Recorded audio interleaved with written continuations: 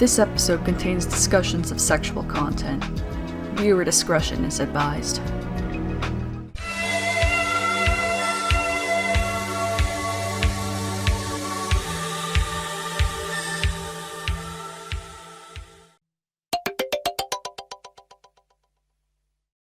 Many musicians have been compared to him in the years since his untimely death, but no musician will ever quite be like Prince. Come on, baby, hype me. Prince Rogers Nelson was a prolific singer, songwriter, and producer from Minneapolis, Minnesota. Most people are aware of him for many of his albums released during the 1980s, such as Purple Rain, Around the World in a Day, and the 1989 Batman soundtrack. But his career spanned decades and even multiple genres. In fact, Prince produced so much music during his lifetime that there weren't enough albums to put it all on. He started planning for this in advance, so in the early 80s, he remodeled the basement of his Minneapolis home compound, Paisley Park, to have the Vault, a carpeted, climate-controlled storage room to contain all of his original recordings, both released and unreleased. It contains thousands of hours of original recordings and resources, and this room has long since been regarded by Prince fans as a treasure trove. The Vault wasn't just a storage unit. Prince also saved many of his song demos for later so he could produce them as songs for other artists. And Prince worked with a lot of artists, like many songs that you may have also heard, such as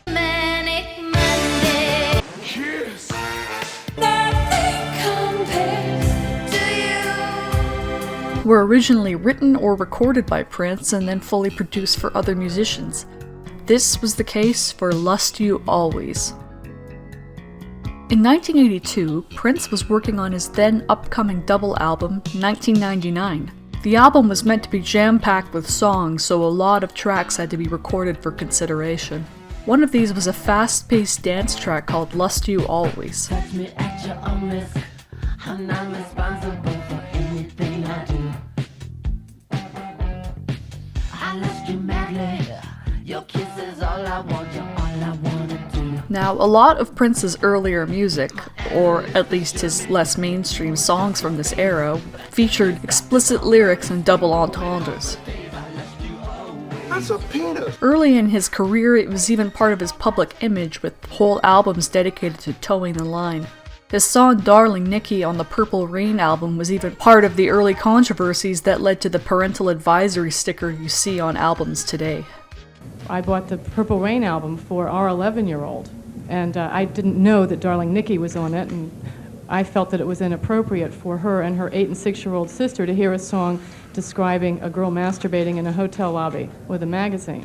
I had no warning. In fact, all I knew was from that Prince was the new creative teen idol on the scene. The song was fully recorded and processed, but it was ultimately cut from 1999 in favor of a track called Free. For many years, the song stayed in the vault. At one point, it was brought out and given an updated instrumental version, as it was considered for an album called The Family, starring The Family, a musical group Prince was producing that also starred his fiancée at the time, Susanna Melvoin. This instrumental evolved into a separate song called Feline, which lead singer St. Paul Peterson refused to sing on account of its randy lyrics. You can hear some of it in this Feline demo from 1984.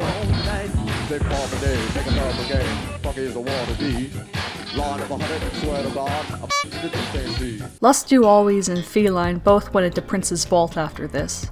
A lot happened in his life through the ensuing years, enough to fill its own video, but throughout it all, Prince continued to experiment with music. Enter Robert Palmer. He was a British musician who, like Prince, got his start in music in the late 1960s and carried on through multiple genres. Today, he is most known for the big hits he released throughout the 1980s. Simply irresistible. Bad keys to loving you. And arguably his most famous song, 1985's Addicted to Love.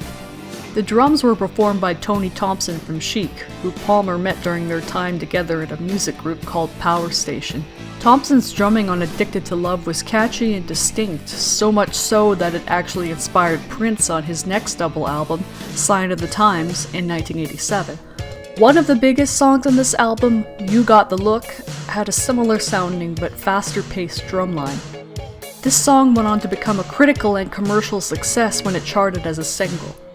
Not wanting to leave Robert Palmer without his dues, Prince decided to gift him a song, and picked one out just for him. That song being Lust You Always. Details of how or where Palmer received the song package from Prince are unknown. It definitely happened sometime in early 1988 when Palmer was planning his then upcoming album, Heavy Nova, at Logic Studios and Compass Point Studios, so correspondence may have happened through one of them or through EMI Records. On April 3rd, 1988, the Los Angeles Times ran a column about the latest music news. The column announced, quote, "Prince, remember him? Has given Robert Palmer a new song, Lust You Always, which will appear on Palmer's upcoming solo record." End quote. We do know Robert Palmer received the same instrumental that was recorded for St. Paul Peterson. However, Palmer's recording of Lust You Always has never seen the light of day. It existed at some point, but its current whereabouts are unknown. The song was recorded but cut from the album only a few months later. In July 1988, Palmer was interviewed by Robert Sandall for Q magazine, and they briefly discussed Lust You Always, with the magazine describing it as, quote, "an unsolicited little number sent to him by Prince," end quote. The article goes forth to explain Palmer did record the song, but only because he didn't want to be rude. Palmer remarked, "I had to record it because I didn't want to offend the chap, did I? But I thought the lyrics stank." These publications are definitely unkind to Prince, but during this era he wasn't exactly as revered as he is today. Prince was seen as sort of tacky and annoying by a lot of the American entertainment industry, so at the time there wouldn't have been too much prestige in having Prince specially gift you a song, especially when it was way, way too nasty for the person it had been given to. For the longest time, the most anyone could hear of it was a 15-second snippet that was briefly available on Prince's website in the late 1990s. This was part of a promotion for his deluxe album Crystal Ball, where users could vote on which vaulted song they wanted to have on the album. Witnesses claim Lust You Always won that poll, but another song on the poll was released instead. But then, in 2012, an unknown Paisley Park employee leaked the full, uncut version of Lust You Always to the internet. We can discern this is the final processed version of the song because the pitch and quality are near identical to the 1990s snippet. We can also discern why the song was vaulted. It's written from the perspective of a very, very keyed up individual as this character sings about their uncontrollable urge to jump the listener. This edginess came to a climax with a freestyle towards the end in which Prince says, "You should probably not do that!" It's crucial to note that, again, this was just an aspect of Prince's early public image. He was well known to not be an abuser, and of the testimonials that women have given of being intimate with him, he was said to be very mindful of their consent. So this was all just an act for the song. But still, one can immediately grasp why this would be a very bad look. Prince was young, but he wasn't stupid, so he shelved his version. Someone close to him seemed to step in at some point and warn him that rape isn't just a verb, and he quit using it so lightly. Comparatively, 12 years later, Prince says this in Days of Wild. A woman ever did should be thanked. I disrespected, not raped, spanked. And if a woman ever said I did, see the motherfucking line, I'ma set okay. Robert Palmer's version likely did not have the reference to the rape line, but the rest of its lyrics would have been more than enough to make Palmer uncomfortable with recording it. It was outright unsuitable for Robert Palmer, who at most only ever sang about romance or relationships gone bad, with very mild innuendos. The most explicit he ever got was on his 1978 Double Fun album. The song Best of Both Worlds is implied to be about a threesome, and the song Come Over outright says, and that was the nastiest he ever got.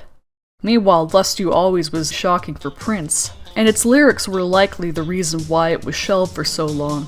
Could it ever resurface? For Robert Palmer's version, unfortunately, it may never surface. The chances are very slim that the full recording has survived since the Heavy Nova recording sessions. Palmer seemed to be very uncomfortable with the song, and judging by his quote in Q magazine, he didn't want it publicly available. His implication that he didn't want to offend Prince also implies that he might have sent a copy back to Prince, but unless a Paisley Park representative is able to find and confirm it, it doesn't exist. Palmer's copy most likely was taped over or disposed of. Much of Robert Palmer's albums have been digitally remastered and re-released in recent years, with Europe's Demon Music Group re-releasing many of his albums on their side label, Edsel Records. While the Edsel editions do include many unreleased Palmer songs, there's no sign of Lust You Always to be found. It's sad to say it's most likely gone forever, but given how uncomfortable Palmer was with it might be for the best. The Prince version of Lust You Always is easily accessible online, but again, it has never been put on an official release. It was even omitted from the 2019 Super Deluxe Edition re-release of 1999, which otherwise contained all of the album's other shelved tracks. If I had to guess why it wasn't released, it could have been because many people were still mourning Prince at the time, and his estate might have thought Lust You Always would be too shocking without adequate context. Holy God, what are you showing me? Hey, come on! Prince's version can easily be found online. His music continues to be cared for and collected by dedicated fans, and much of his classic albums have also since been digitally remastered and re-released, including numerous vault songs and demos. There's so much to talk about when it comes to Prince's vault, and if you like his music and you're looking for a fun rabbit hole to explore, I highly recommend checking out his stuff. It definitely gets pretty NSFW, but I can't say you'll be bored.